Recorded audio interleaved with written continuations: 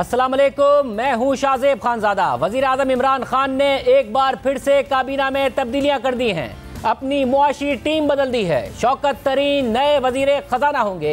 बार बार तब्दीलियां हो रही हैं और सवाल उठ रहा है, क्या अब ये वजीर आज़म की अगले 2.5 साल से भी कम हुकूमती मुद्दत के लिए फाइनल टीम है? क्या ये तब्दीलियां कारकर्दगी की वजह से हो रही हैं या फिर वजह कुछ और है? क्योंकि शौकत तरीन के अलावा वज़रा वही हैं, सिर्फ कलमदान तब्दील कर दिए गए हैं। हम्माद अजहर से 17 दिन के अंदर वजारत खजाना वापस ले ली गई है और शौकत तरीन को वजारत खजाना और रेवेन्यू दे दी गई है। हम्माद अजहर को तवानाई की वजारत दे दी गई है, जबकि उमर अयूब को तवानाई और पेट्रोलियम से हटाकर इकोनॉमिक अफेयर्स की वजारत दे दी गई है और खुसरो बख्तियार को सनत और पैदावार की वजारत दे दी गई है। इसी तरह साइंस एंड टेक्नोलॉजी का कलमदान फवाद चौधरी से लेकर शिबली फराज को दे दिया गया है। वजारत खजाना में चौथी बार तब्दीली की गई है। सबसे पहले असद उमर वजीर खजाना बने, मगर 8 माह बाद यानी अप्रैल 2019 में उन्हें हटाया और फिर डॉक्टर हफीज शेख को वजीर खजाना लगाया।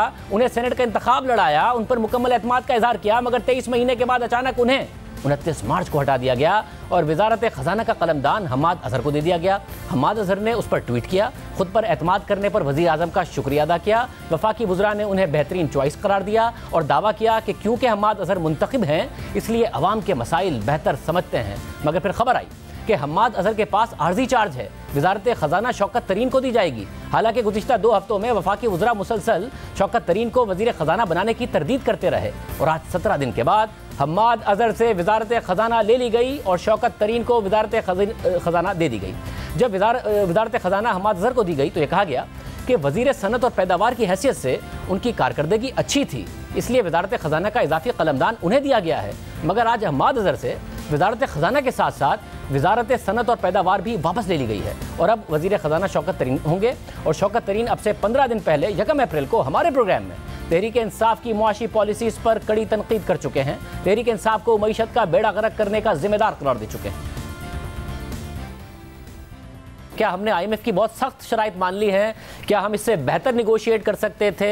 मेरे ख्याल में शुरू के बीच में हमने गलती कर ली। 7% आपका जो कोर इन्फ्लेशन है और 13.25% पे आप इंटरेस्ट रेट लेके चले गए और फिर उसके बाद एक्सचेंज रेट है उस वक्त 112-115 पे फिर रहा था और आप उठा के उस पर 165 पे लेके चले, तो आपने मईशत की तो बेड़ा गर्क ही करके रखी है ना। और उसके बाद फिर आपने सारी चीज़ें बढ़ा दी, आपने बिजली के रेट्स बढ़ा दिए, गैस के रेट्स बढ़ा दिए, petrol, everything just went up. So उससे ये हुआ कि डिमांड तो उड़ गई है। जब डिमांड उड़ गई तो और मतलब मईशत बैठ गई तो उससे अनएम्प्लॉयमेंट हो गई। ज़ाहिर है जब आपने अपने एक्सचेंज रेट को इतना ज़्यादा कर दिया तो उसके इन्फ्लेशन ज़्यादा हुई, food prices out of control होना शुरू हो गई। हम जो है एज अ गवर्नमेंट हमें ये भी चाहिए कि हम अपना भी घर ठीक करें।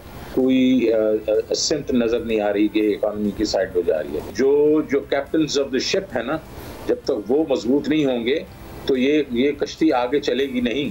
किसने हमें रोका कि हम ये SOEs जो हैं इनको ठीक ना करें? ये जिस तरीके से चल रही हैं, हम अभी तक 2.5 साल में इनके MDs भी नहीं लगा सके, इनकी मैनेजमेंट भी नहीं चेंज कर सके। ये कैसा मतलब एक किस्म का हमारी परफॉर्मेंस है। नैब का जो आपके जो लॉज हैं उनको थोड़ा सा बैलेंस किया जाए ताकि लोगों में कॉन्फिडेंस आए। वो जो आपने अप्रैल 2019 और मई और जून में जो आपने रीप्रोफाइलिंग की है उसने आपकी कमर तोड़ दी, आपकी ये जो इंटरेस्ट रेट्स की, और वो अब आपको भुगतना पड़ेगा अगले 4, 5, 6 साल में। और अब शौकत तरीन को ही मुआशी सूरत हाल बेहतर बनाने की जिम्मेदारी दे दी गई है।